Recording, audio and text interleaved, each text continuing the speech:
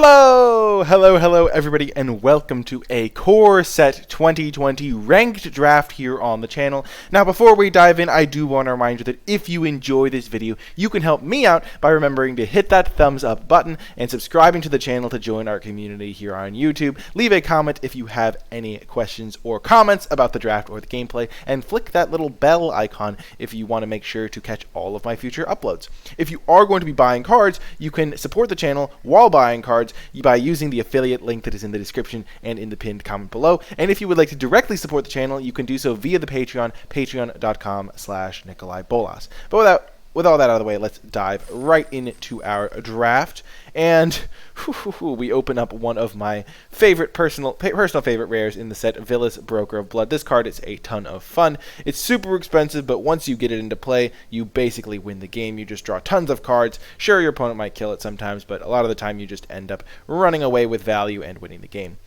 In the other uncommons, this is just mediocre. This card's like sometimes okay to play. Rapacious Dragon is solid.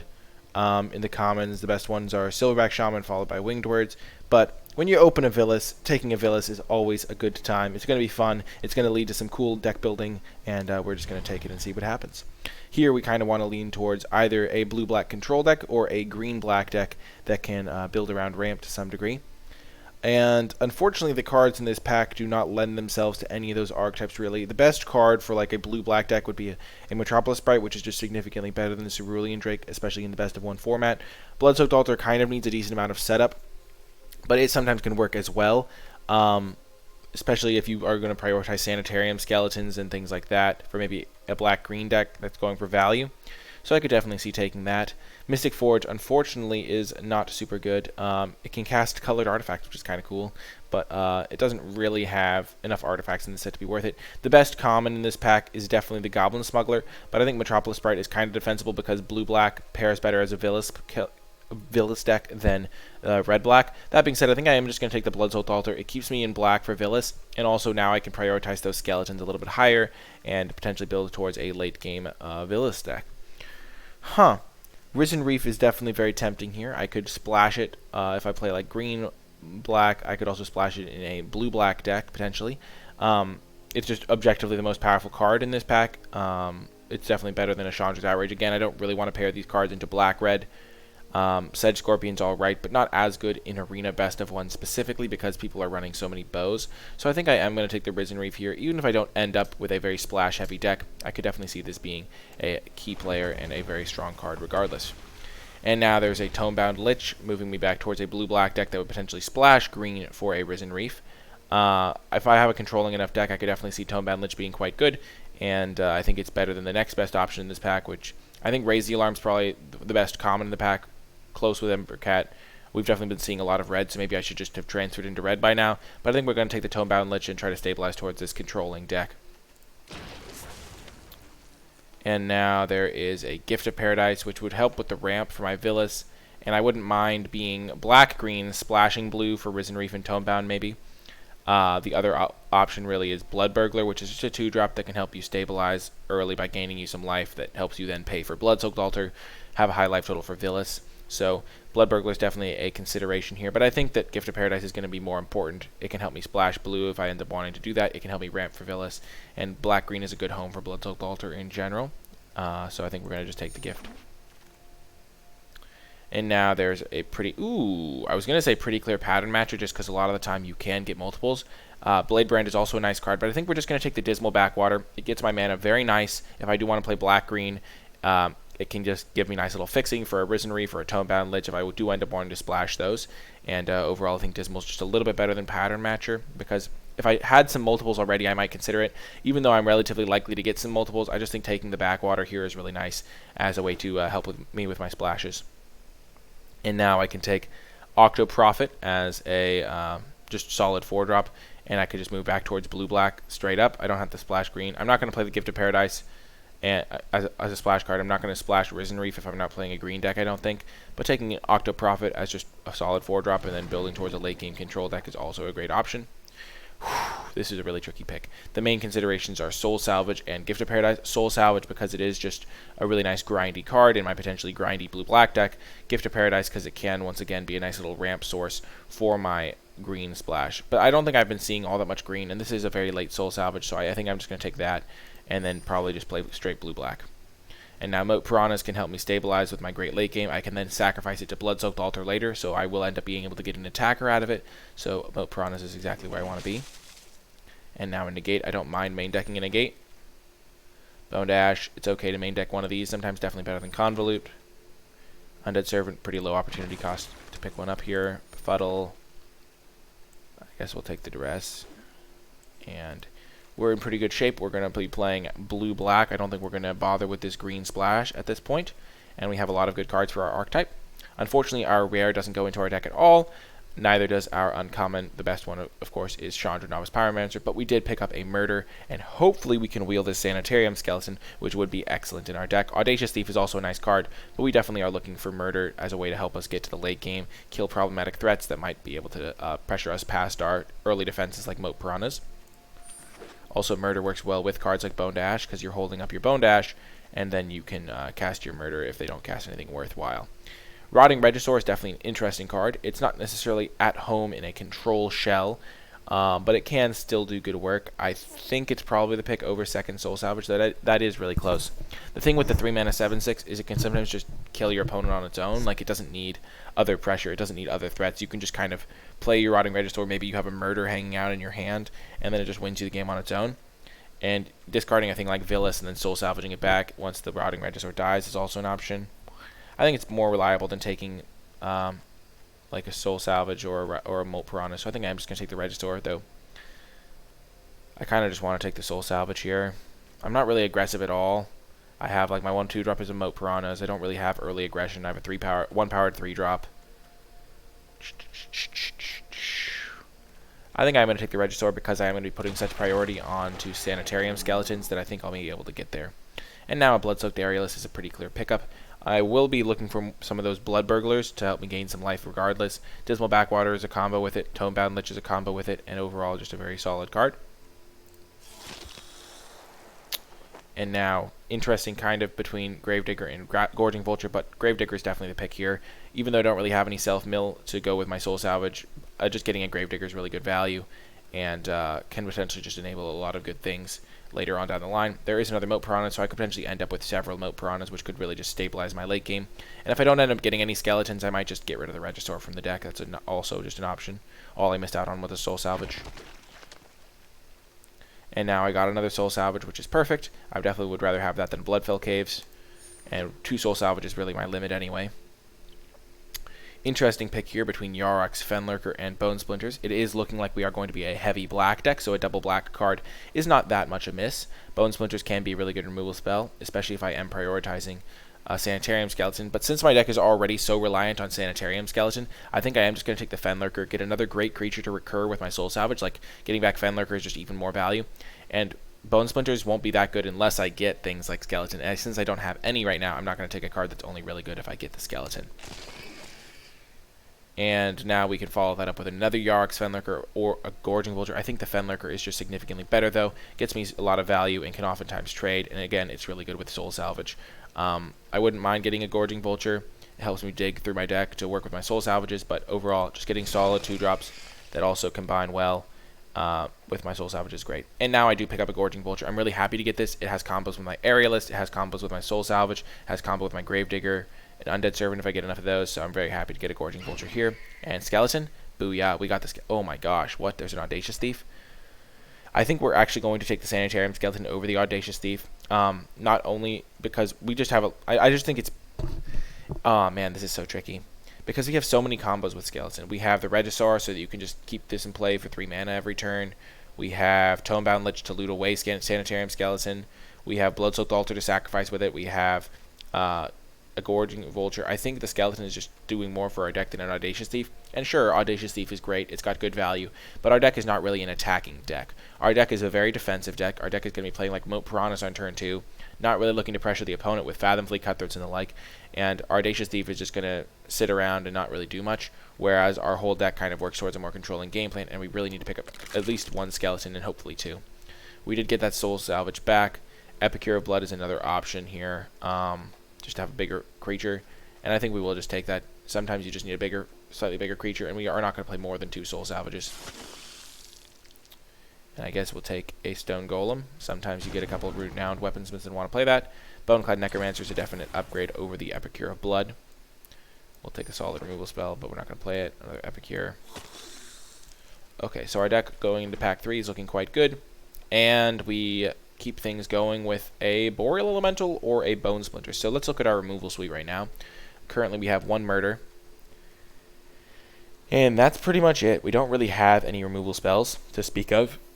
There is a Sleep Paralysis and there's a Bone Splinters in this pack. Boreal Elemental would be a solid little flyer for this deck, but again, our game plan is more about surviving until the late game rather than like finding a win condition. We already have this as a win condition, Phyllis as a win condition, Bloodsoaked Altar as a win condition, just grinding them out as a win condition. Rotting Regisaur can be a win condition, so I think we'd rather just take the removal spell that ensures we win rather than a 5-drop, which is rather, like, we're probably going to wheel Boneclad Necromancer, and even though it's not ideal to play, I think I'd rather have the Elemental than the Necromancer. Bone Splinter is just a card that I really need in this deck. And now that I have the Sanitarium Skeleton, it does get much better. Okay, and now in this pack, I think I'm leaning towards taking Scuttlemutt just as a slight way to ramp. Sure, it's not ideal. It's not like insane or anything. But when you do have an 8-drop in your deck, getting some ramp is nice.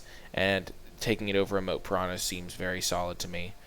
Yeah, just 3 mana, 2/2 that taps dyed color seems solid in this particular deck.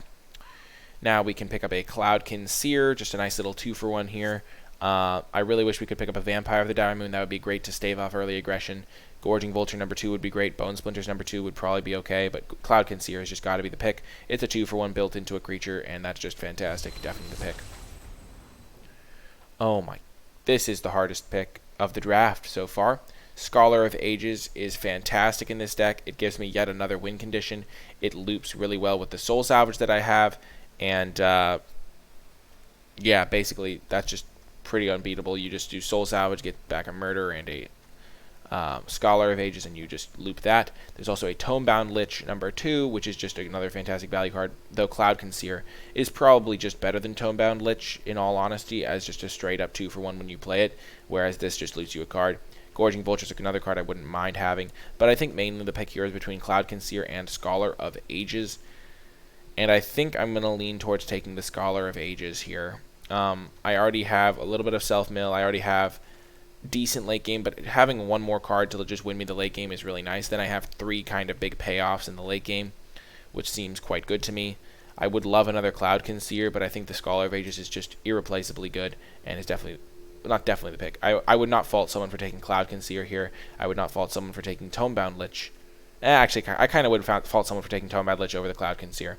I think in this pack it goes Scholar, for me it goes Scholar of Ages, then Cloudkin Seer, then Tomebound Lich, then I think I would go Gorging Vulture, and then Bone Splinters. But this is definitely a really tricky pick. And it's just kind of crazy that these cards are all still in the pack. And now we can pick up a Bone Splinters or a Moat Piranhas. I honestly might just take the Moat Piranhas as a defender, just another blocker. I don't think I'm really on the Undead Servant plan.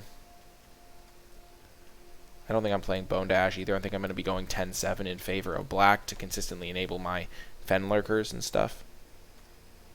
I might take another Bone Splinters here. I can just pair it with some Soul Salvages. I don't think I'm playing the Regisaur. I'm really not a Flood of Tears deck either. Though Flood of Tears plus Scholar of Ages is a nice combo. Maybe I do want to take that now that I have that combo. That actually seems sweet. And I can put Villas into play sometimes with it. Yeah, let's try it. That sounds like a sweet combo. And we get another Sanitarium Skeleton. Again, Boreal Elemental is a great card. Definitely better than Sanitarium Skeleton on raw power level. But I have Bone Splinters. I have a Gorging Vulture. I have a Bloodsoaked Altar. And just having Sanitarium Skeleton is so key with those cards that I think it's the correct card to take here. And now I kind of wish I had another Bone Splinters. Brindborn Cutthroat. How many instants do I have? I have Negate. I have Befuddle, I have 1 Murder, and not much else. I'm not really a fan of taking that here then. I think I'd rather just take a Blood Burglar, get some early life gain going, that it can trade off. It's a solid enough 2-drop, and it can trigger my Bloodthirsty Airless and things like that. I think it's going to be better than the Brindborn Cutthroat overall. Now there's a Portal of Sanctuary. This card does have a lot of value in my deck. I can recurringly bounce Yarok's Fenlurker. I can recurringly bounce Octoprophet, Gravedigger, Boneclad Necromancer. Definitely going to take that here. And Sleep Paralysis came back. You got to take the removal you can get. I would have preferred the Bone Splinters to wheel, but you can't always get what you want. And now there's another Moat Piranha. Definitely the pick here for me. More defense. What the heck? This pack is fantastic. There's a Vampire and a Bone Splinters. I think since Vampire is probably going to be trading anyway with a creature and doesn't require as much setup, this is tricky.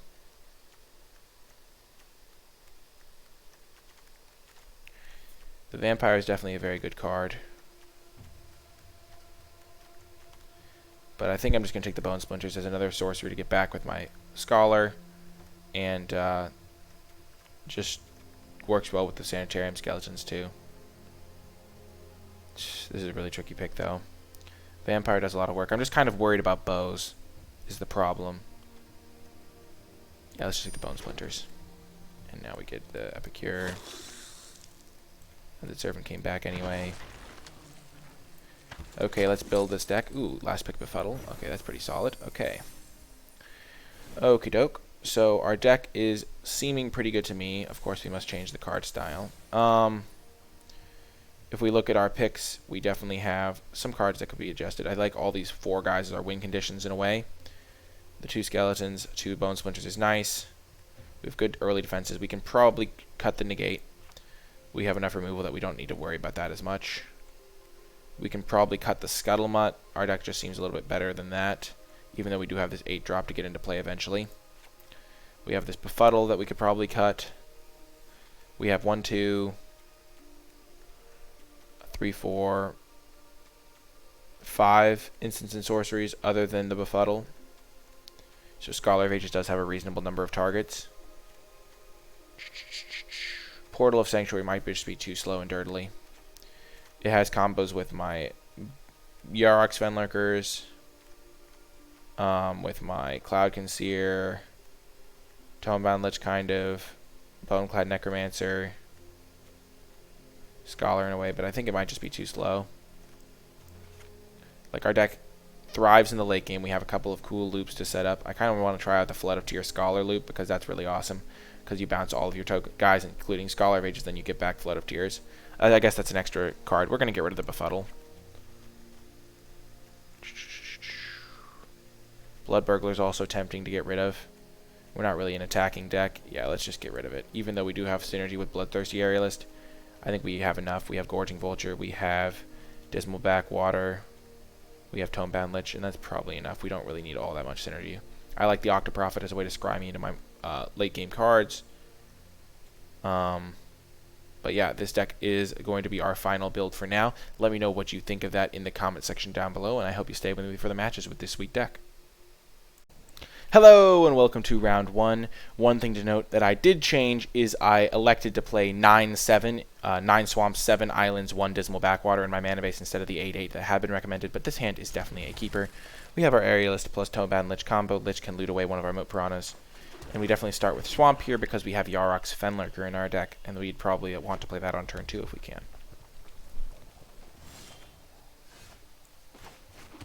As it is, we will just play our Moat Piranhas. I only recommend playing Moat Piranhas if you have such a fantastic late game that you can't imagine losing, and with my Scholar loops and my Villas, I really think that that is the case.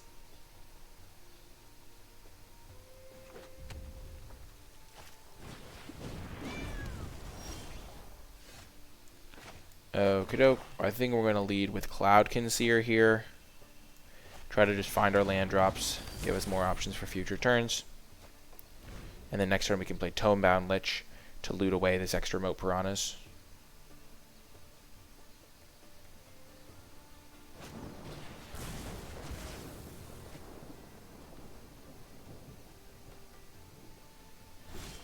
They are short on lands, but then again, so are we.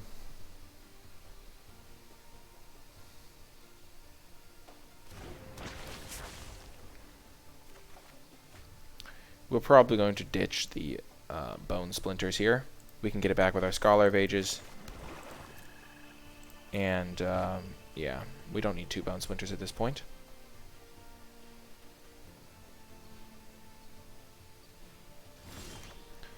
Okay, so here we are going to play our Bloodthirsty Aerialist first.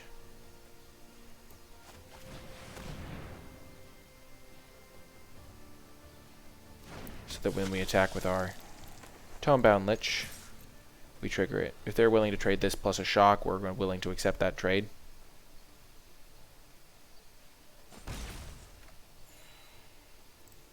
We gain a life. We put a counter on our Aerialist, which is just super powerful now. I think we're going to get rid of our Moat Piranhas. This one's already holding down the fort, and we don't really need any more. We just want to get our land so we can play our Scholar of the Ages. And our opponent scoops it up. Well, that was a quick round 1, and I hope you stay with me for round 2. Hello, and welcome to round 2. I think this is a pretty clear mulligan. We would have to hit an island, which we only have 8 blue sources in our first couple draws for this hand to be reasonable, and I don't think that's super likely. If we had island swamp, this hand would be much more keepable. Even then, it's a little bit sketchy. This hand is far superior. We can keep this, and then we can ditch a skeleton, I think. Hope to be playing a late game matchup, and rely on this little combo to get us back into the game.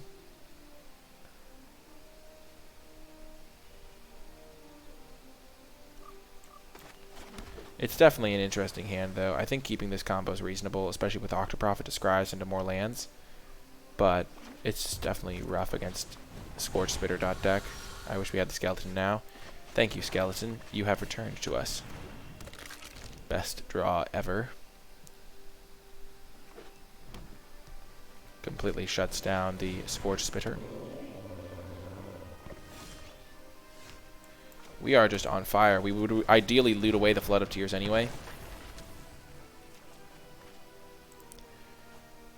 And no attacks. This is looking great for us.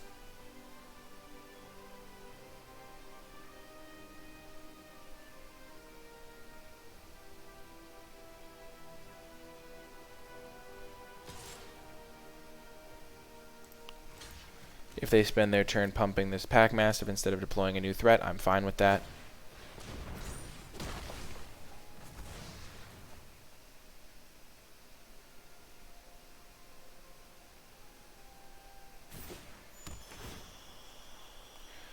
Ah, that's kind of interesting. I wonder if they're splashing or if they're just playing that for fun. Okay, there's Octoprophet. And 2 more lands. I think with a land in hand, we don't really want 2 more lands at this point. We have 5 lands right now. Oh, right, I did make toast. We have 5 lands right now. Our opponent doesn't really have a ton going on, so maybe we can afford to put 1 on top. But I think ideally, and having a second swamp is valuable. So I think we'll keep the swamp, bottom the island. And then worst case scenario, we have to like buy back skeleton a couple times while we wait to hit our next couple lands. But Scholar plus Flood of Ages is definitely a sweet combo.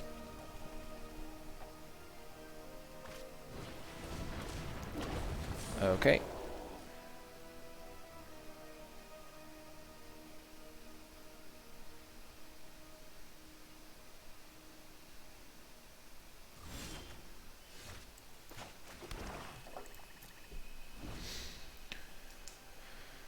So this thing can get +2/+2. They're playing white too. Interesting. Interesting indeed. I kind of want to double block this. If they spend the mana to pump it, they can't also spend mana for a combat trick most likely. It will get +2/+2, and it will trade with my Octoprophet.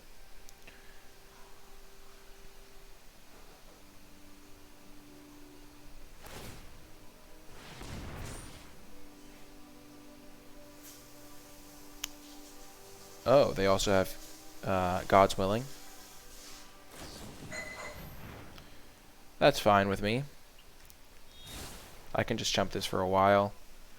I traded Octoprophet for their entire turn and also a God's Willing, so it's not like I got super outvalued there. And they just used their God's Willing, so this is a pretty fine time to use Sleep Paralysis. I think so. She didn't answer the phone. Let's think. This returns all non-land permanents, so I will get it back. So that makes me way more likely to just cast it here. Play my island, no attacks. And now this thing is not a threat. Eventually I'll get back my Flood of Tears, which will be able to threaten them. Cloud Conceer, buying that back with Flood of Tears is pretty excellent as well. I should have tapped my mana differently, but alas, the auto tapper got me. I should have left a double black up. Oh, that's a good draw. That's another card that I can get back with Scholar of Ages, so I definitely want to cast it here, so that if I draw a land next turn, I can just go to town. And this blocks the Pack Mastiff super well, and this blocks the Scorch Spitter super well. So there's very little chance my opponent comes back in this game, I'd say. And Scholar of Ages getting back Soul Salvage means that even if my opponent does get anything going, I can just get back the Scholar of Ages again, keep that grind going. Sure, Sky Knight Vanguard. I do not care about that.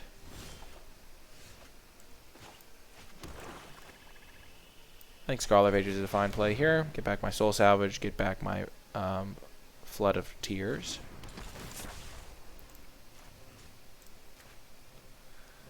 And then we can Flood of Tears the following turn.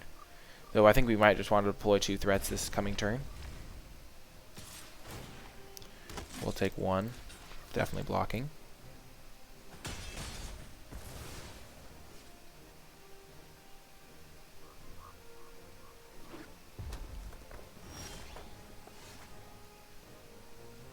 We'll see what they spend their mana on. I think we just want to deploy our creatures here. Keep me out double black, thank you. Don't really want that, but a murder is a welcome addition to the squad. And then we will Tone-Bound Lich here. Going to get rid of the Dismal Backwater. Attack. I should have attacked first before I did all this stuff. But now if they attack me, I gain the life back. Okay. So let's go to combat. I kind of want to just attack with everything and then Flood of Tears, put back in the Scholar of Ages, get back Flood of Tears. I think I can do that. I'm not 100% sure, but it seems reasonable. It seems like it could work.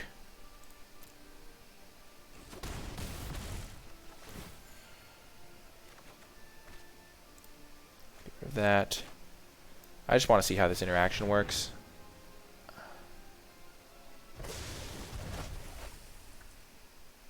Okay, it does not work the way I wanted it to.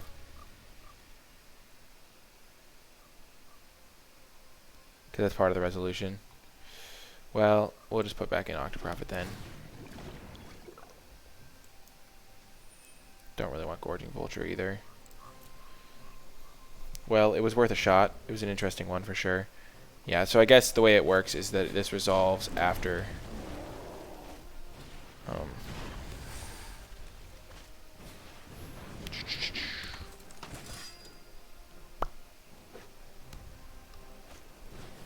Okay. So that was not great, we will say. We're going to play Tone-Bound Lich. We will loot away a Bloodthirsty Aerialist, probably. Yeah. We kind of want to play this plus this turn. We'll loot away, actually, a Soul Salvage, because we can get back the Soul Salvage when we play our Scholar.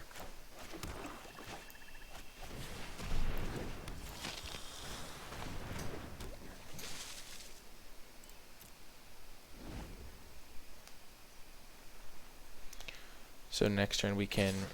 Okay, so they're attacking with everything. That's fine.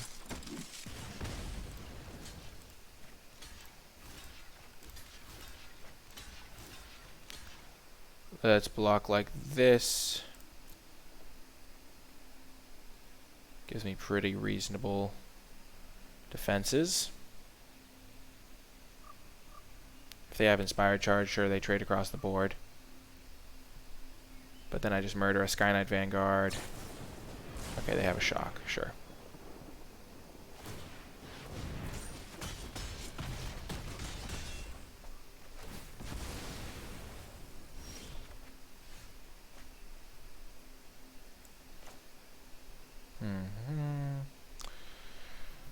Let's just play Scholar.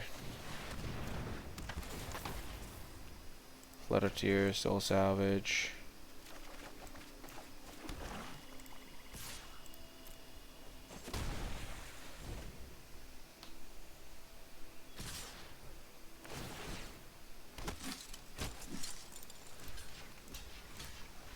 And opponent scoops it up. Hello and welcome to round 4. That's right, you heard me. We've won 2 matches. What happened to the third round? Well, my opponent never showed up in the third round, so we got a free win. And on the draw, this is a keep. Again, if we had 2 swamps, I don't think this would be a keep. But since we're pretty likely to hit our third land, get this Cloud Conceer going, get this Tomebound Lich going, we can like loot away Bloodsoaked Altar or Boneclad or even our Villas if we want, and we will find the lands we need to operate here. I am confident we will draw a land within our next 2 draw steps, and if we don't, you know, sometimes destiny is just not on your side. They lead with a turn to Season of Growth, clearly seeking value, and we have a decent amount of value in our hand. This is a built-in 2-for-1, this is a built-in 2-for-1. I'm liking our spot here, as long as we draw a land on this draw step, which seems really likely to me. Unfortunately, I am Mr. Never Lucky. We're going to get rid of our 8-drop. Sad day in the El Royale here. But luckily our opponent is playing very clunky cards here. We would like to hit our land drop this turn, deck. Thank you. 1 turn late, but you know who's counting. Who's keeping track these days anyway. Okay, next turn we can play Tomebound Lich and loot away something. We don't even mind having Villas in the graveyard, it's just kind of annoying, but we have 2 Soul Salvages to get it back. If they Vial, we're fine as well. They're not really pressuring us all that much. Woodland Champion. I see. I'm a little bit afraid of Rabid Bite if I play my Tomebound Lich, but I think it is still the correct play. Because it blanks the champion, and if they have just a combat trick or something, it works well. And also if we want to draw a land here. Perfect. Let's get rid of the Bloodsoaked Altar. That seems good to me. We're not really in the type of game where we're going to be able to use it. And I think we're going to trade these off. And next turn look to stabilize with a Moat Piranhas.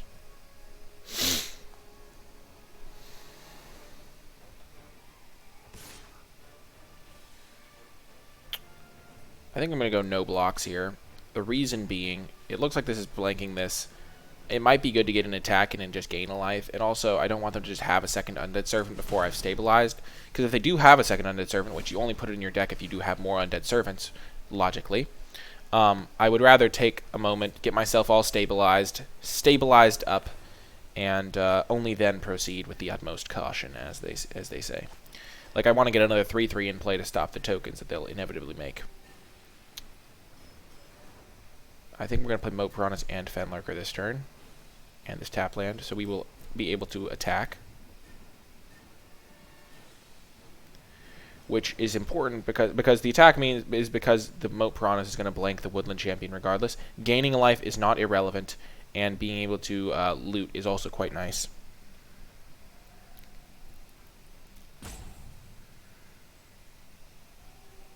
Being very deliberate with your plays is important. They left 4 mana untapped. Kind of signifies to me that they have not a combat trick, but like specifically Undead Servant is the card that they could have, because they're trying to get value.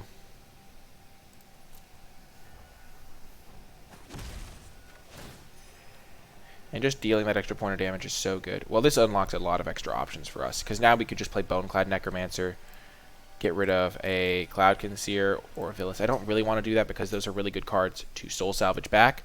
But now, instead of playing the Fenlurker plus Moat Piranhas, we can play Fenlurker plus Gorging Vulture, and we could get rid of Moat Piranhas. But Moat Piranhas is really good against the 2/2s from this, so I think we want to keep those around.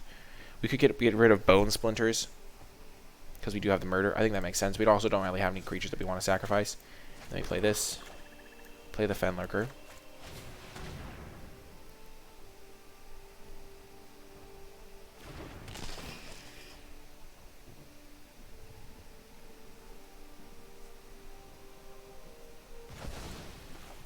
Then play Gorging Vulture.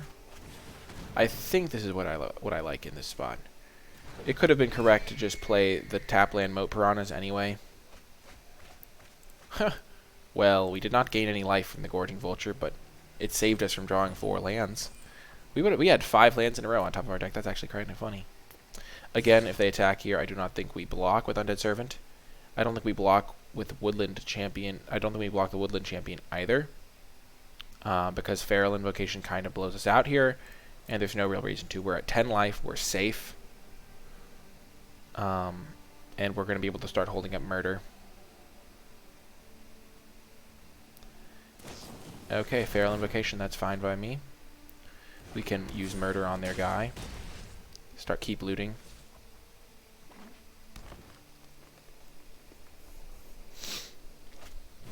Blood Burglar, sure.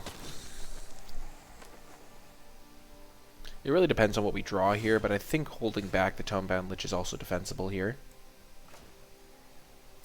I kind of want to play Moat Piranhas and hold up Murder / Yarok's activation. That seems good to me. I don't think attacking with Tomebound is profitable any longer.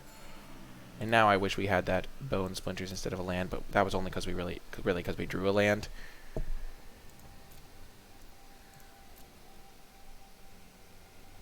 I could see attacking just to loot away a card, but correct, but I think we'll wait.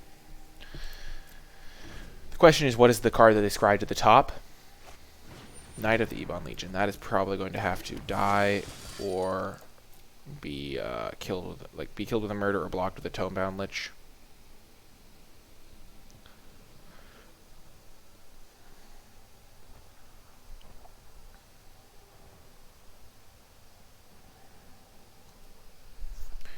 Another nice little additional upside is if the Undead Servant dies.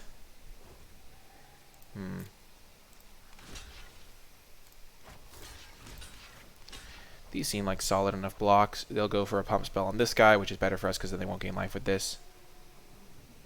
We could probably just afford to chump here because these other trades are so favorable for us. And if we do kill their stuff, like they're going to pump this, we can just murder it.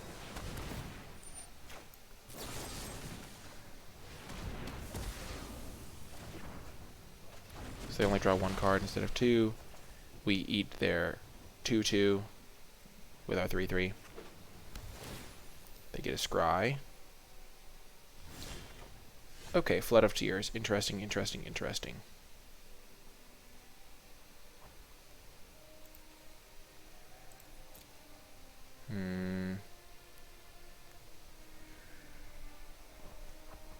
They would get back this, this, and this, which gives them a decent amount of value.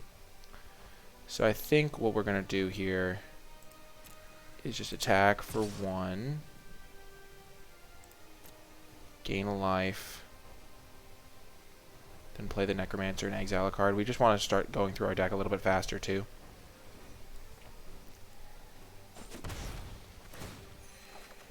Okay, Octoprophet is solid.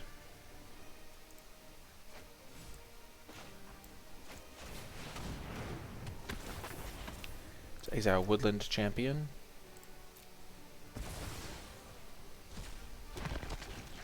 So this can trade with that on a double block. They can pump this thing twice, so we could just jump it if we wanted to.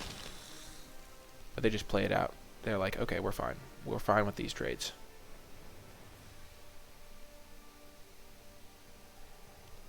We're looking for Soul Savage. We're looking for Scholar. Bloodthirsty Aerialist is fine as well.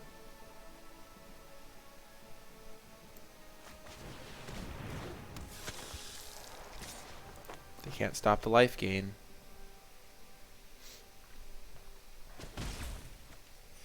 So that's really nice. Okay, and being able to sleep paralysis, this knight is going to be huge. We're going to get rid of probably our Flood of Tears. I can't imagine a world where we cast that.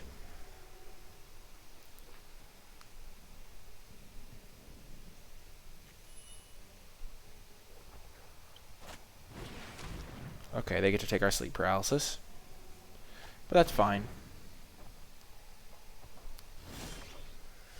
Oh, Gravedigger, you beautiful beast. So we could either Gravedigger just for Villas, but we're kind of far away from Villas. We can also just Gravedigger for Cloudkinseer, which seems a little bit better to me.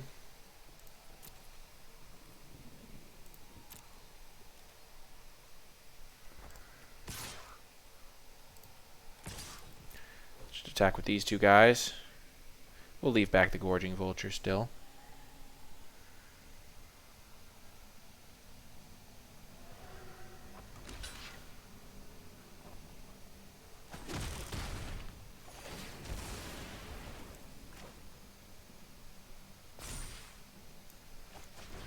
We'll get back Cloudkinseer.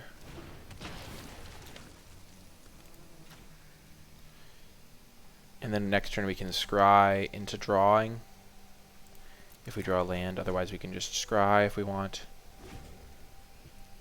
And now we can just start attacking with our two flyers, I think. We will scry first.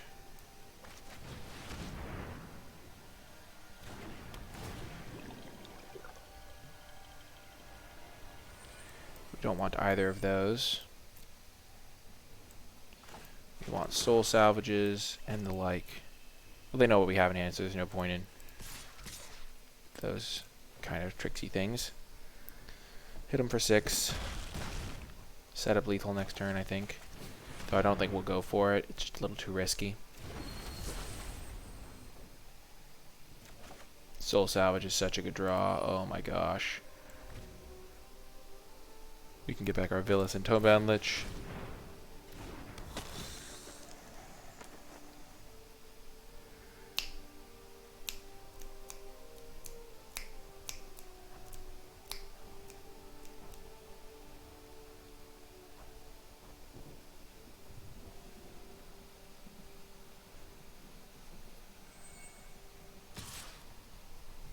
So they can only pump this guy once, so it can become a 4/5.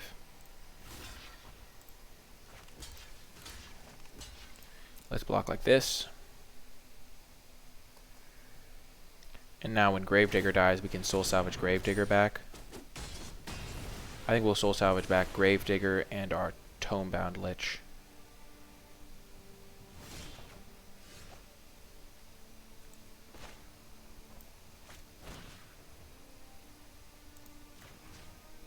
Now we're just going to get Villas and Gravedigger. Getting rid of their last card is important to me. Okay, it is a forest.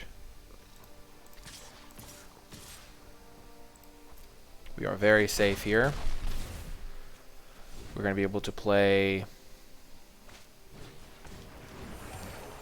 Okay, and they're dead.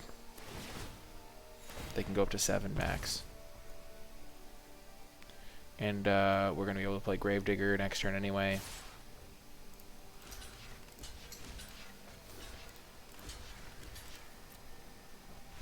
And that is the game, and we are headed on to round 5 undefeated. Hello, and welcome to round 5. We are going to keep this hand. It is a bit sketchy if our opponent's also on a controlling plan, but we have solutions, and Mountain gives me great confidence.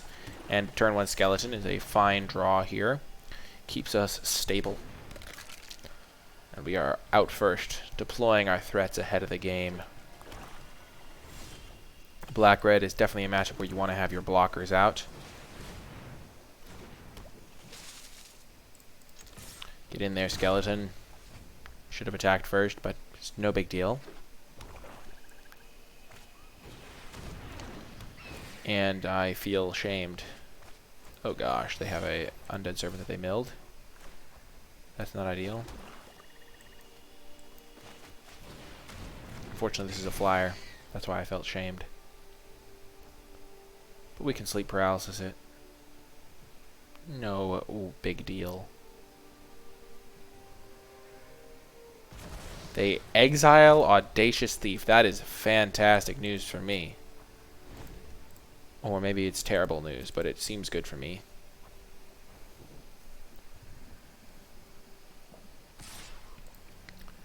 They probably have another one if they're doing that. Or they just have nothing.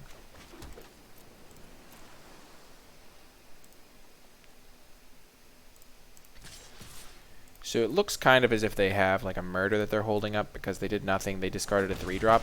So instead of playing a creature that they can just kill, I think we're just going to get rid of the flying problem that we have currently and try to make them waste their mana.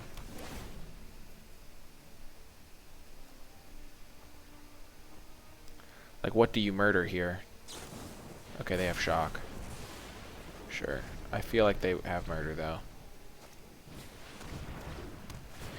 Okay, they mill land, Blood Burglar, 2 lands, and they have a bunch of mediocre cards in their deck.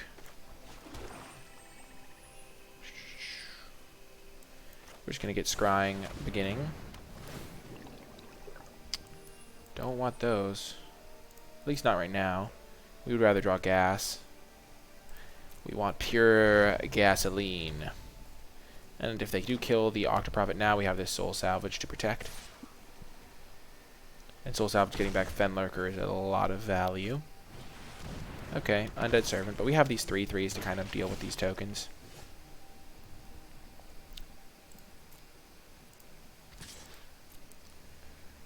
If they want to trade, we will trade.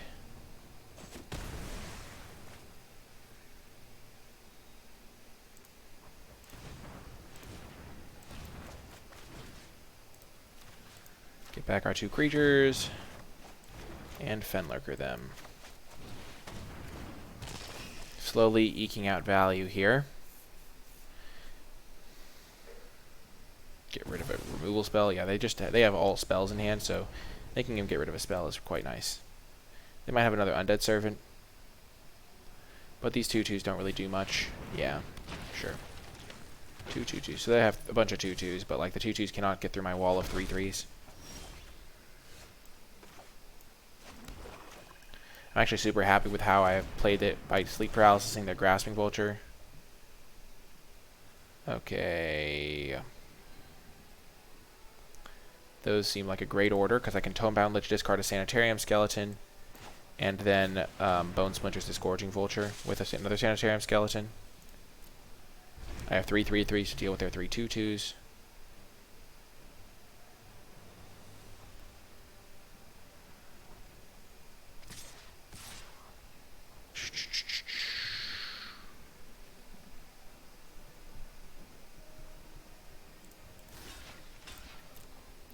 Let's just trade. We don't want to take 3. They could have another Undead Servant. That's fine. It's not even that bad for me. They have an army of 2/2s, sure.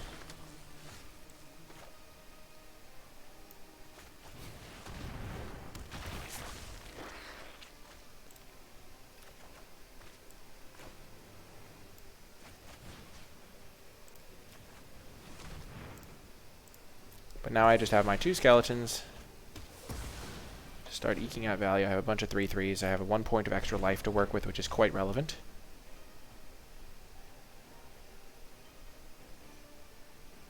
But I can go block, block, block.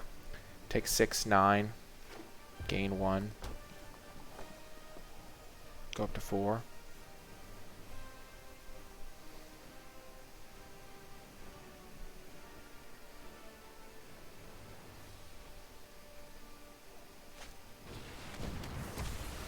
Okay.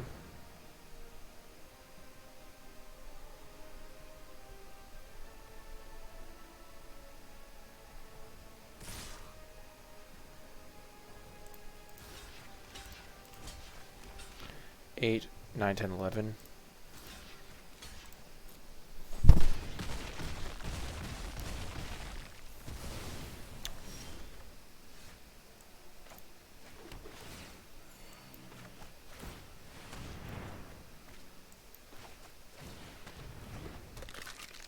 And we are still alive, though the fact that their last card is a spell probably means we're dead. But for now, we are alive. Yeah, it was a murder. Unfortunate. It's just the way it lined up. It's hard to beat, I guess. 4 undead servants in a row. But we came close. We gave it our darndest. Well, that is going to do it for the round, and hopefully we can have better luck in the next one. Hello, and welcome to round... I think we're 4-1, so round 6. We will keep this hand. I don't think we're going to play turn 1 Sanitarium Skeleton, though, because we'd rather discard it to Tomebound Lich. So instead, we will just pass the turn. And then play Moat Piranhas on turn 2 to help us defend. Okay. They are also a skeleton deck, it would seem.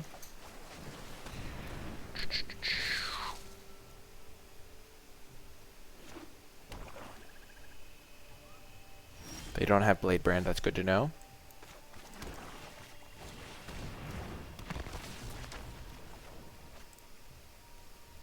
We'll definitely pitch the skeleton.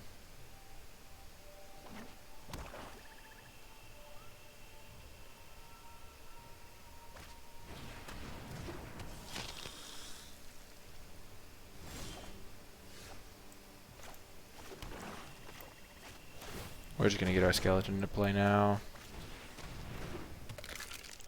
We don't want to trade these off.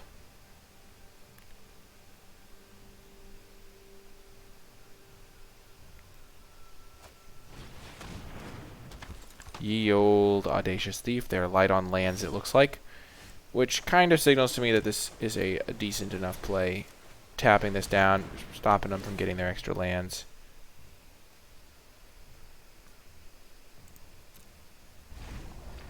Because it just slows them down a decent amount.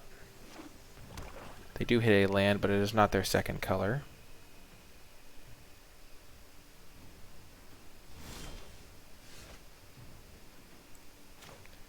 We're going to very aggressively use our murder here.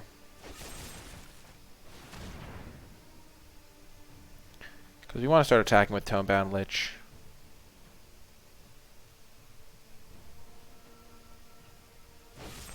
And they murder our guy in response? Sure.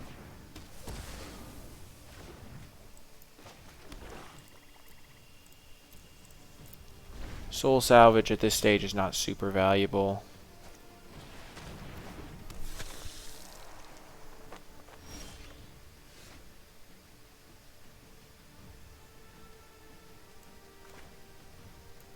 We're going to hold this land for the moment.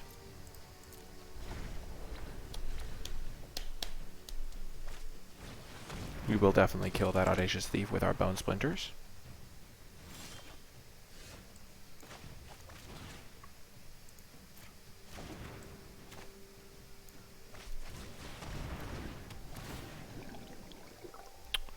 Villas and Bone Splinters are both appealing.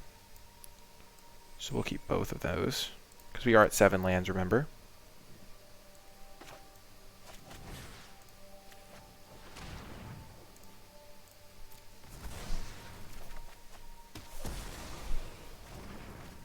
We are going to play this slow for now, though. We really want to be able to get off a strong Soul Salvage at some point, I think.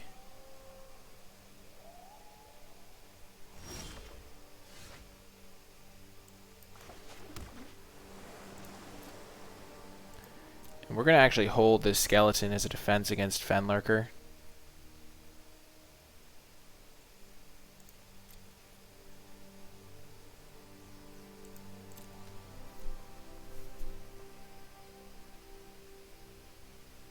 The 1/2 doesn't do much in play.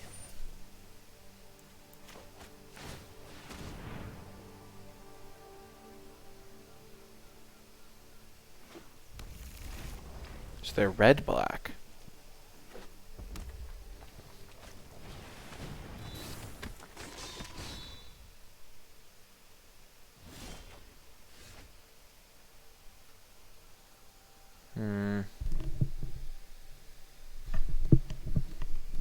Sanitarium Skeleton destroys Unchained Berserker. I'm just going to play it, and then I can ditch Soul Salvage maybe.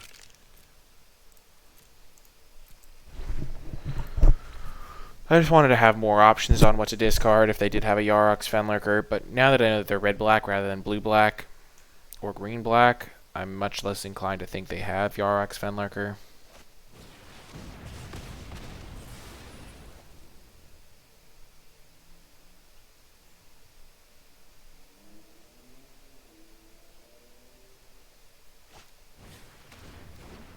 Okay.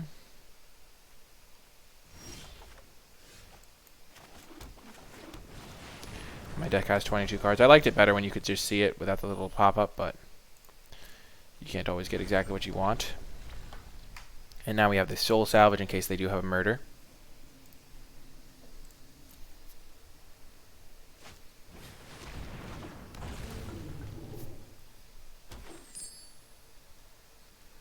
So this can kill Unchained Berserker.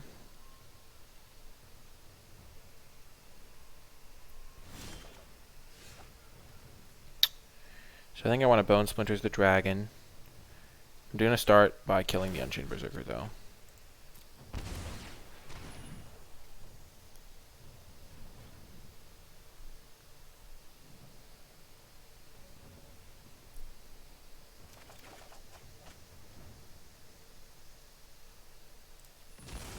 I'm just going to hold the Soul Salvage in case they find some way to kill Villas.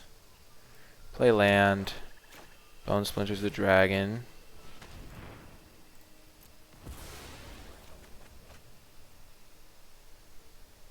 Because we do want to end the game with our Villas before they do find like a murder or something.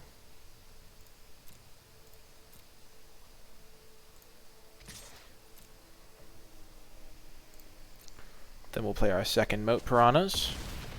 Actually, we'll start with our Fenlurker. Then we'll play Moat Piranhas and hold up our skeleton and activate our skeleton.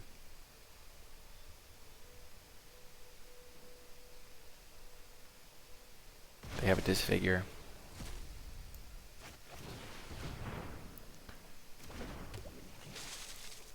We'll hold up Fenlurker activation / skeleton.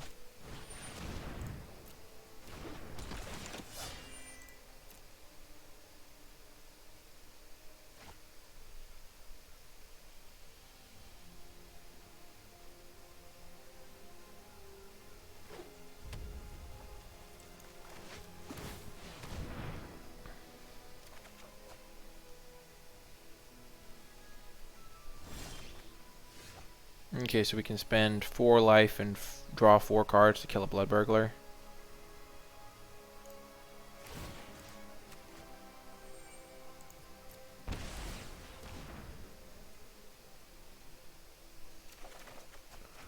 Okay.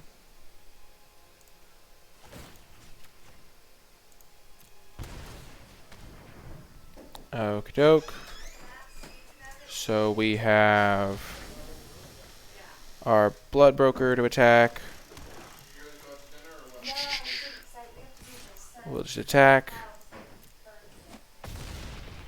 Then play Gravedigger.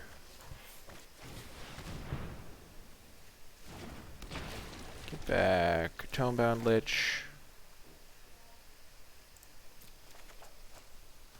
And then play Lich and play our skeleton just to keep us extra safe.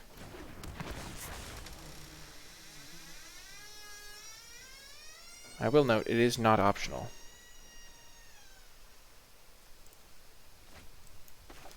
And that should be game. I can't see a world. Like, I guess they could just kill our Villas, and then we just have to win with Cloudkin, see our beats. But there's not much that kills Villas. They'd have to have murder, and then we can Soul Salvage him back. And they scoop it up.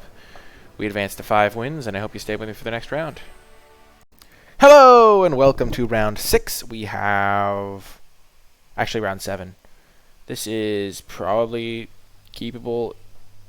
Yeah, we're going to keep it. We have a 2-drop. We have a 3-drop if we draw any land. A really good 3-drop if we draw an island. We just pull super far ahead on cards. We do have to draw lands. That is not a land deck. But drawing lands is just a part of the game. Sometimes you have to keep hands that are light on lands. Active Treason hits the bin. Hitting any resource is good, though. Just a nice little 2-for-1. Land me. Oh, yes. Oh, yes. attack first. If they want to block, we'll take it. I think we play the 2-3. Because then if we draw a gain land, we can hit them for more. Also, we're probably playing it these guys in some sequence over the next couple turns, but this also means they can't use shock or plan to use shock.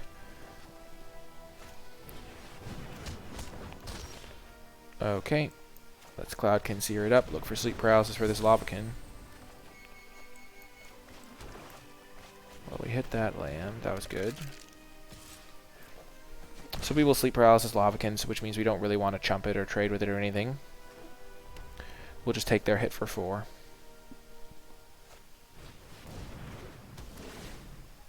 That's really interesting why they would put it on the forest. Because they already have the forest there. Ah, smoke alarms going off in the house. No blocks. We can just deal with this thing.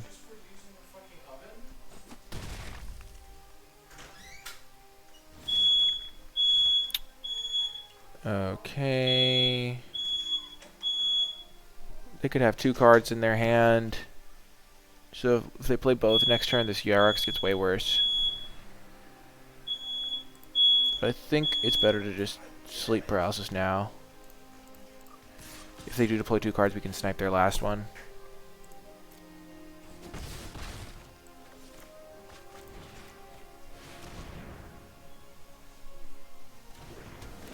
I hope this is going to work out. We kind of want to keep pressure up, but we also want a Fenlurker. Okay, so this works out. We get to snipe their last card, and then we can endlessly chump with their Force Claw with our Skeleton. Or with like various things like Fenlurkers. And let's just start off, see what they're working with. Probably Rabid Bite or something. Yep. Called it exactly. That's a hype moment. And then honestly, we can just play Moat Piranha and then just endlessly chump with our skeletons on their force, with our 1 skeleton on their Force Claw. Just spend 4 mana every turn until they deal with our flyers, because our flyers put them on a 3-turn clock.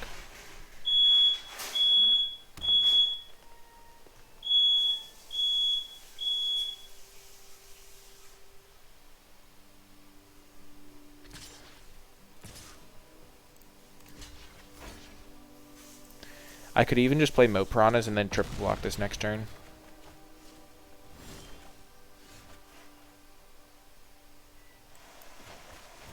Well, that made things easy.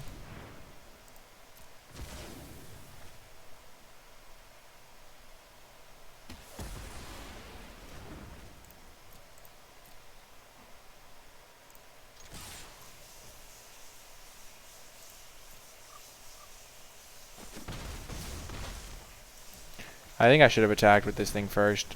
Then I could have gotten him to 6 or made him block. So that was definitely a mistake. I got overzealous, as the saying goes.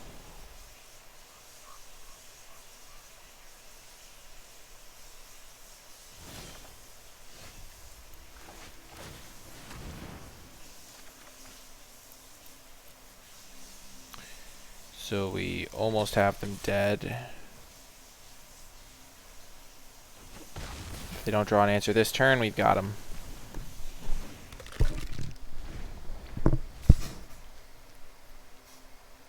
And they scoop it up, and we're headed to the final round with a chance for the 7-win run. Hello, and welcome to the final round. With the smoke alarm blaring in the background, we struggle on.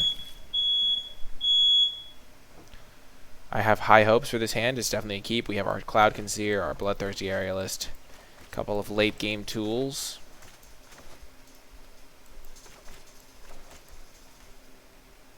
Hello. Opponent's username is very self-deprecating, but I do not deprecate them. It's probably just a joke. They're probably like the best. Ah, the Spectral Sailor. Lead with Swamp in case we draw Yarok's Fenlurker.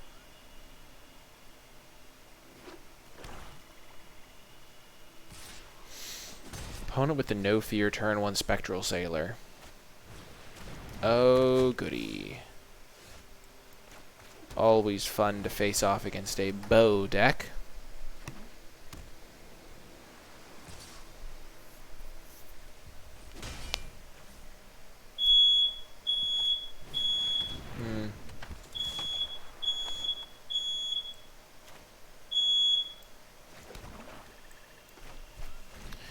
Unfortunately, if they do equip, we probably have to block Audacious Thief regardless, which means we can't get this Dismal Backwater extra life gain.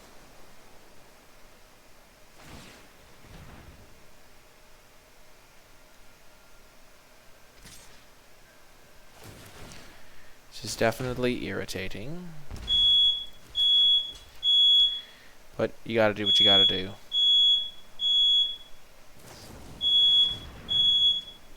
Oh, that was vile. Absolutely disgusting.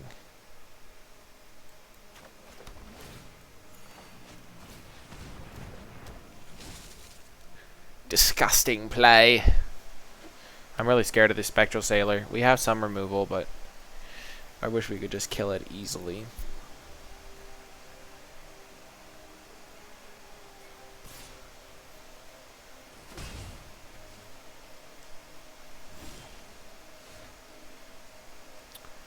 That has some potential. We have our little combo.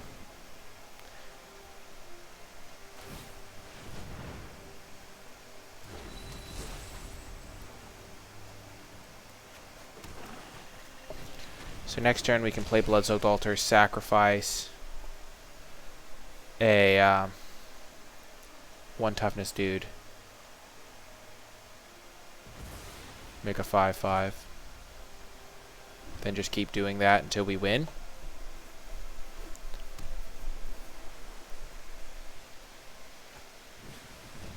Oh, never mind.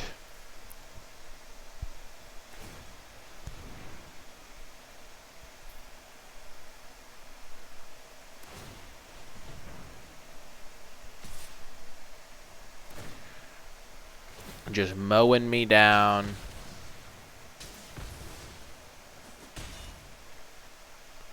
Up a mare.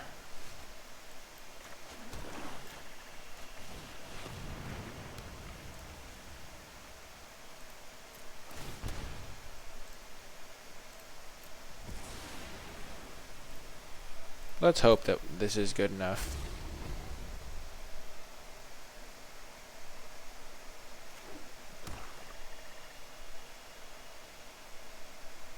No one summon, please. I beg of you, opponent. Think of the children. Think of society. This demon must be allowed to hold back a Spectral Sailor. If not, what is the world coming to? I'll let you know this secret that I am not very optimistic here. They're drawing a card, not holding up murder mana. That's good.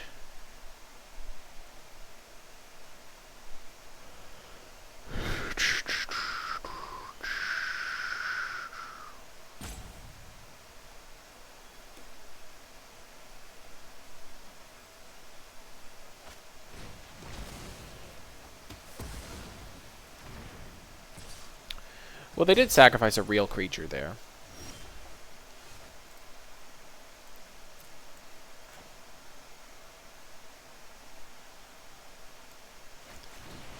Let's just go for our little loop. Be kind of irritating.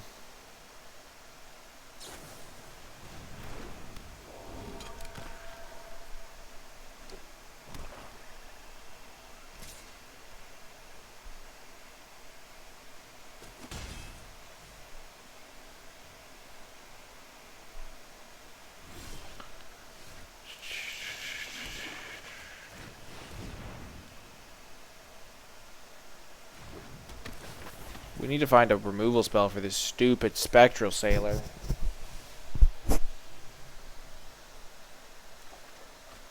It's currently our only issue is that they're just going to draw 3 cards a turn.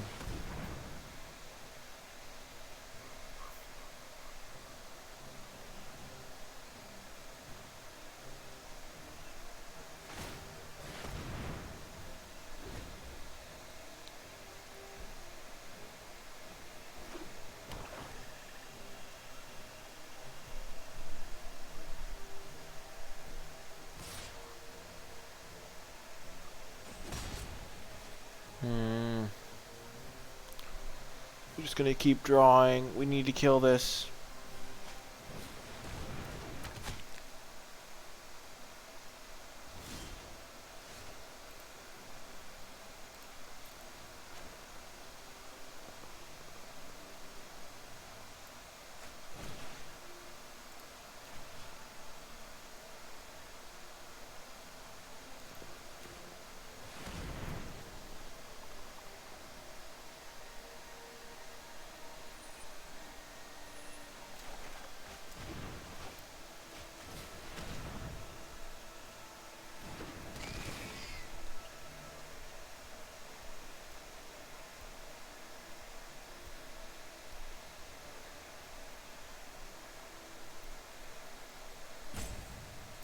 I'm not feeling very good about what this game is right now.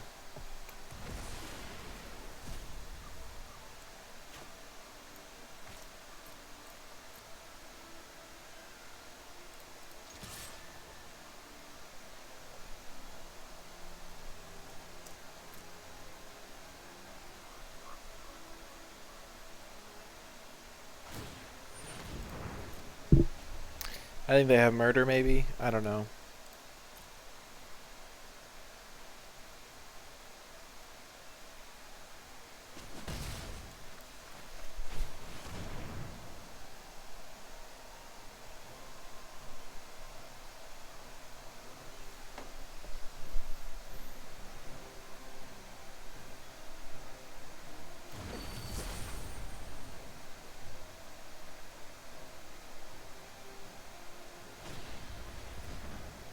What? They're just letting me draw an extra card.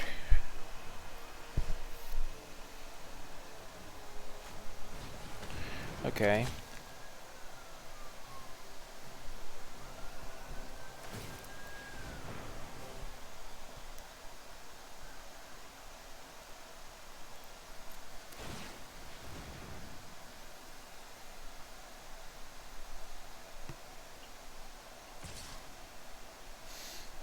So Fenlurker down. But we can potentially... Oh no, they have a Fathom Fleet Cutthroat. Or maybe they just are pinging it because they can. Oh man. I need my second Soul Salvage now.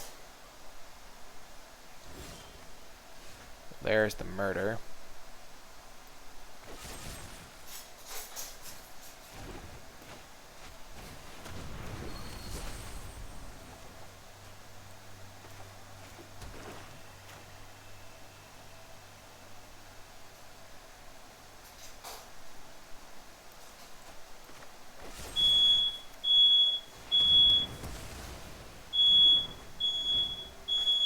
Rats.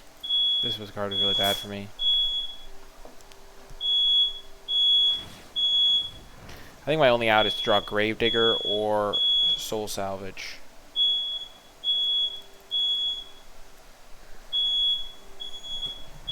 But at least now they have to commit to the board somewhat.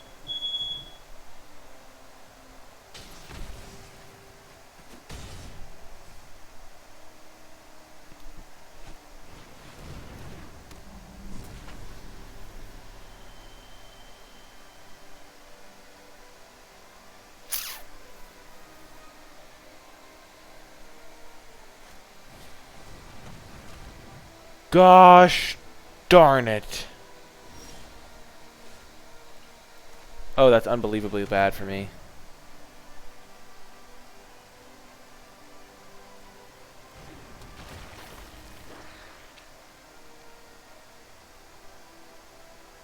What I really need is Villas.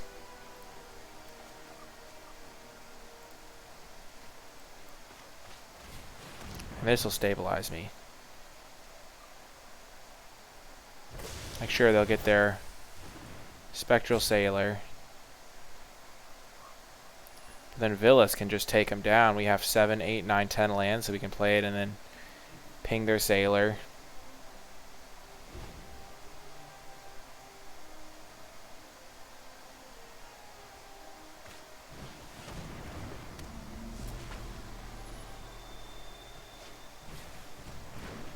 Are they going to mill me or themselves? They mill me.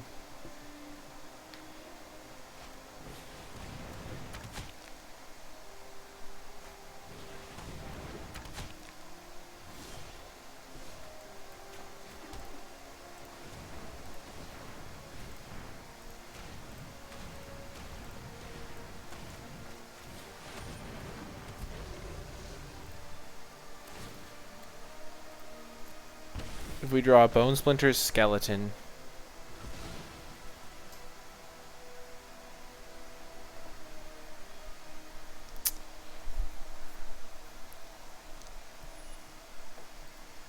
unfortunately, they have this guy.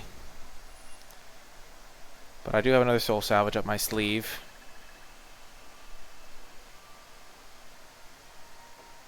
They're going to go for their Fathom Fleet Cutthroat plays.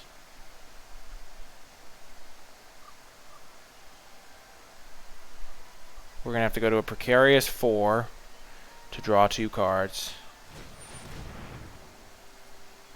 Actually, I guess we won't have to do that. We now have a good thing to Bone Splinters.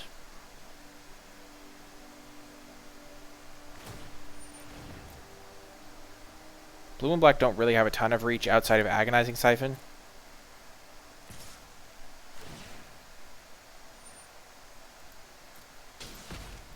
Let's see what we draw.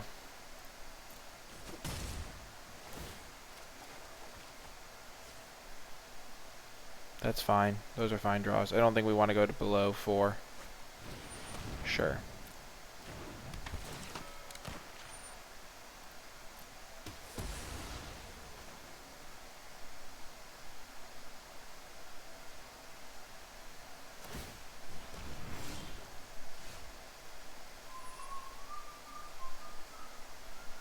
We can't really cast that. It just puts our library too small.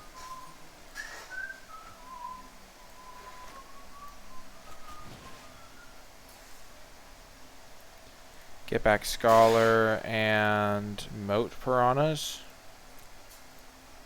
Yeah, Moat Piranhas. Play land. Play Moat Piranhas. Play Skeleton. Play Bone Splinters on. So we have 9 cards on that.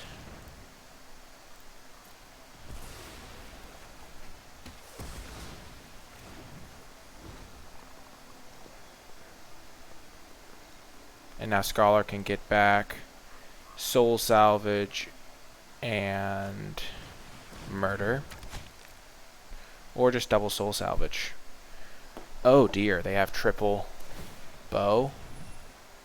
Well, we can get back Murder.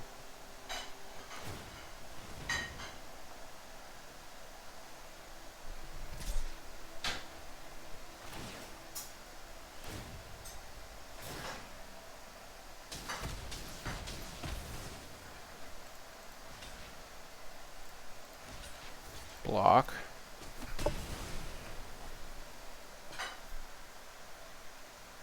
I think we're starting to grind them down. Now the real question is whether 9 life will be enough.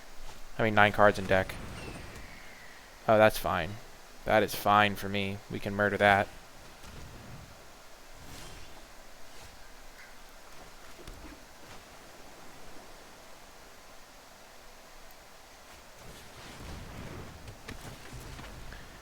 Actually, it might be better to get back Bone Splinters, because then we can Soul Salvage this turn.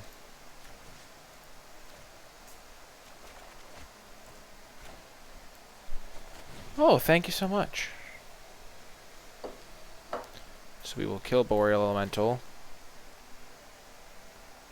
Sure, we'll pay like that. Sacrifice our guy. Graveyard. Soul Salvage back. Scholar of Ages. And Villas.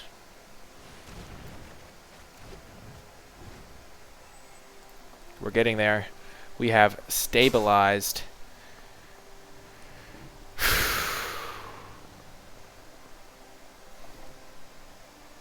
We're at a precarious life total, though.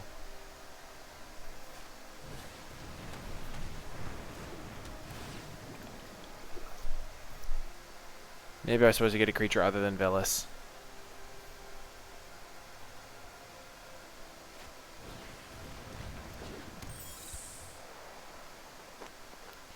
We have 13 mana, so we can play our no Boneclad Necromancer and Villas.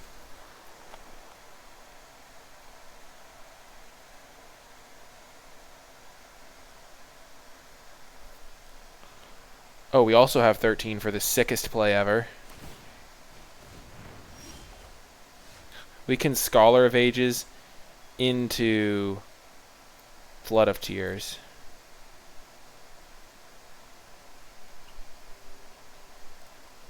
We can also Gravedigger into...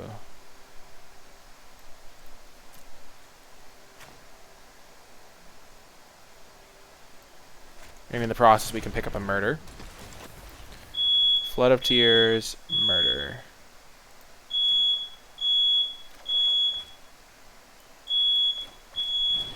Wow, this is so sweet. And then we just slowly get extra cards, and then we can kill all their guys, because now that we have this Murder, we can get Flood of Tears, Bone Splinters. We just need 2 hits with a Villas to close the deal. And all their bows are gone now, too.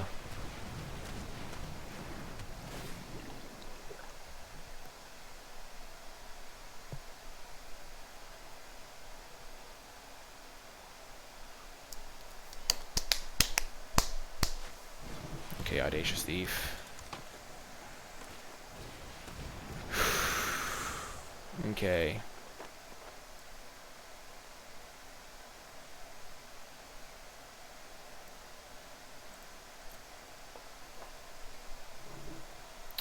So we have a land.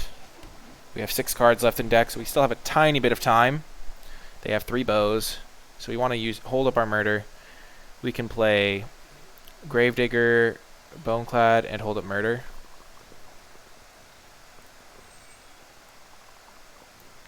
We really want to get this Villas into play, so we have 8, 9. So we have Villas. I think we do this one more time.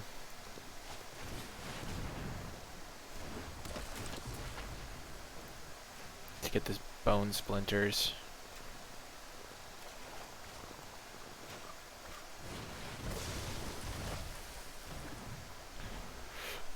Because now we can go... We have these for 4 mana, and this is our 5th mana. Or we could go Boneclad, Bone Splinters, hold up Murder. They have 10 in deck, we have 6 in deck. Sure.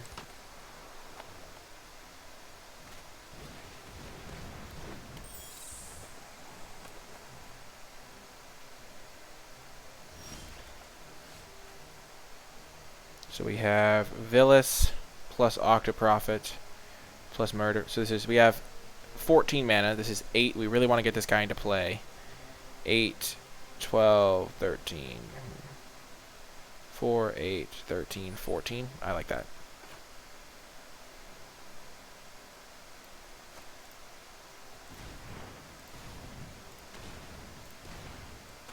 We're just going to kill all their guys.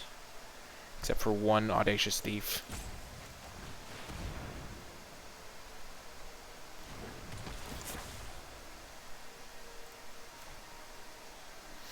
That guy having flash is a problem.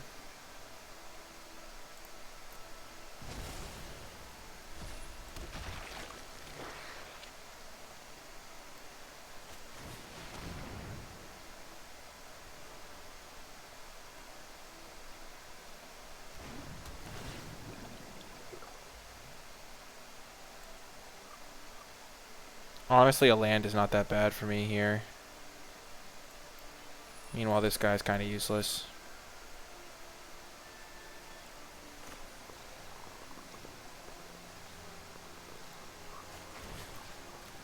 Kill that. Sack the token.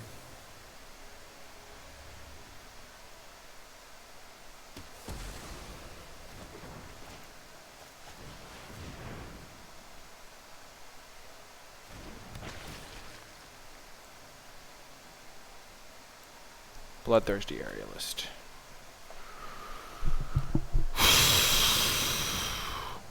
So if they have an unsummon, okay, they have Grindborn. So they can kill this guy. They can hit me down to 2 if they spend 6, 9. If they send 8 of their mana to triple equip, they can knock me down to 2. And they can kill me with an unsummon.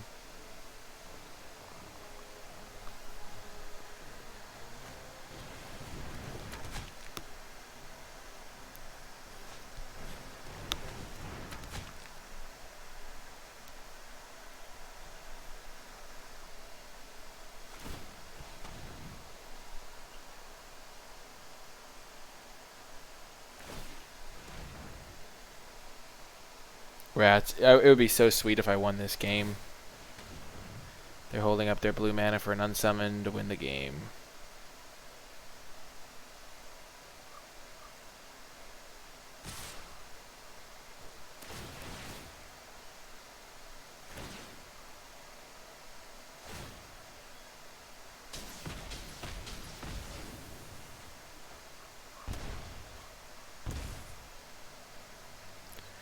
Block there, block there.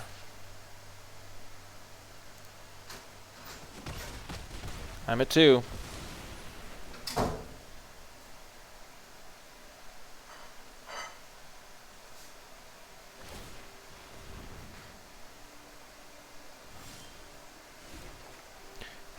This is 8. I really want to get Vilas into play this turn. Sorry. What's in my graveyard? I have my Bone Splinters. I got Soul Salvage galore. I have 2, 9, 15 mana. So I could cast this, this, and this. I think I gotta go for that.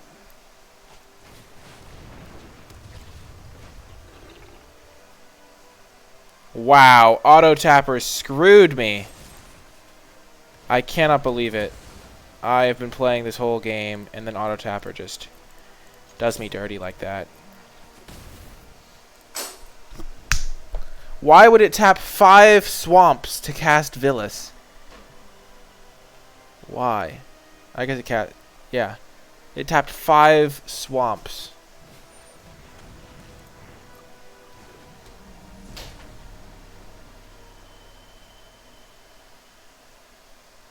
No. Now it's just how many blue spells they have, I guess. They just need one more and I'm dead.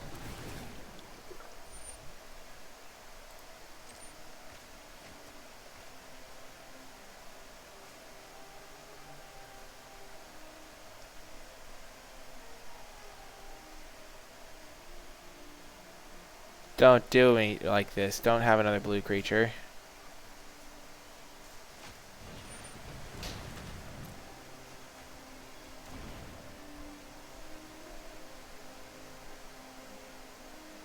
We have them if they just don't have anything. Okay.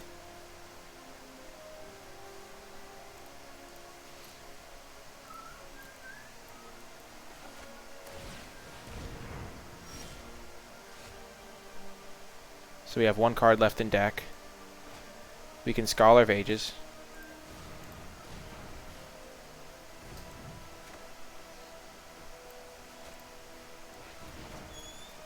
We'll Scholar of Ages back a Murder and a Bone Splinters.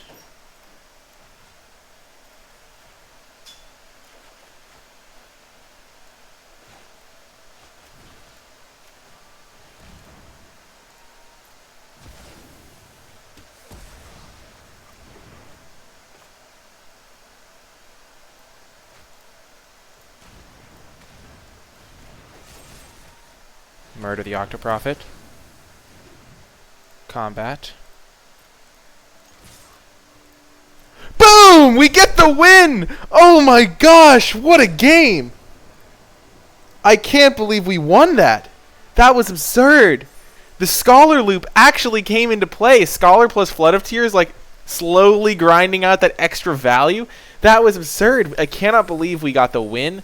What a crazy match to end it all. If you did make it all the way till the end of this video, be sure to let me know in the comment section by leaving a hashtag ScholarFloodLoop, because that was exactly how we won that game. Hashtag ScholarFloodLoop in the comment section down below to let me know you made it all the way till the end of the video. Remember, if you want to help me out, you can hit that thumbs up button. You can leave a comment. That also helps me out. I love interacting with you guys. Ask any questions you might have. Just that hashtag ScholarFloodLoop also helps me out. Be sure to subscribe to join our community here on YouTube so you don't miss any future videos. Be sure to click that bell. Subscribing is a great way to get notified when I post future videos and also to, just join our community here. If you would like to support the channel, you can do so by buying cards via the affiliate link in the description and also in the pinned comment.